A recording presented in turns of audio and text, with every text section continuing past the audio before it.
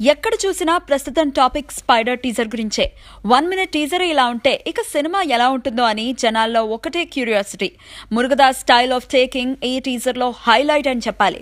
ఇక Mahesh glamour style గురించి ప్రత్యేకించి చెప్పేదేముంది, భయపెట్టడం మాకు తెలుసు అని మహేష్ అంటూ ఉంటే జనాల్లో ఓ విధంగా వైబ్రేషన్ కనిపిస్తోంది. సామాజిక అంశాలో సమస్యలో లేకుండా మురుగదాస్ కథలుండవు.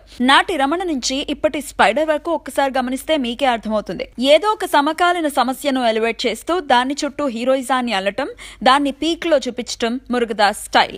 ఆయన సినిమాల్లో కథనాలు కూడా ఊహకు అందవు. హీరో అనేవాడు నేరాలు చేసినా తెలివిగా చేస్తాడు, నేర పరిశోధన చేసినా తెలివిగా చేస్తాడు. స్పైడర్ టీజర్ జాగ్రత్తగా చూస్తే అది అర్థమవుతుంది. ఈ దఫా కూడా ఏదో సమకాలీన సమస్యనే తీసుకున్నాడు మురుగదాస్.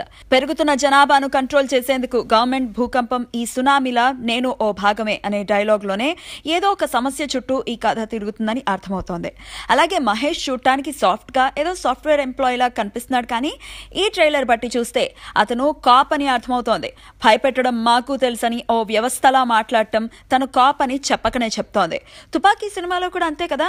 అందులో విజయ్ మిలిటరీ అధికారి సమాజంలోని ఓ సమస్యపై తిరగబడతాడు. నేర పరిశోధనతో దేశానికి పట్టిన జాడ్యాన్ని వదలగొడతాడు. అందులో విజయ్ కూడా 1-2 సార్లు తప్ప ఎక్కడా మిలిటరీ మనిషిగా కనిపించడు. స్పైడర్ లో కూడా అదే ఫీట్ ని రిపీట్ చేసినట్లు కనిపిస్తోంది మురుగదాస్. అంతా సరే, మరి ఈ స్పైడర్ మాట ఏంటి? స్పైడర్ అంటే తెలుగులో సాలిపురుగు. అంతకుముందు విడుదల చేసిన టీజర్ లో కూడా ఒక యంత్రం లాంటి సాలిపురుగును చూపించాడు మురుగదాస్.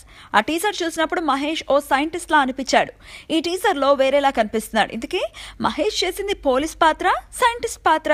ఈ ప్రశ్నలన్నిటికీ సమాధానం తెలియాలి అంటే సెప్టెంబర్ 27 దాకా ఆగాల్సిందే.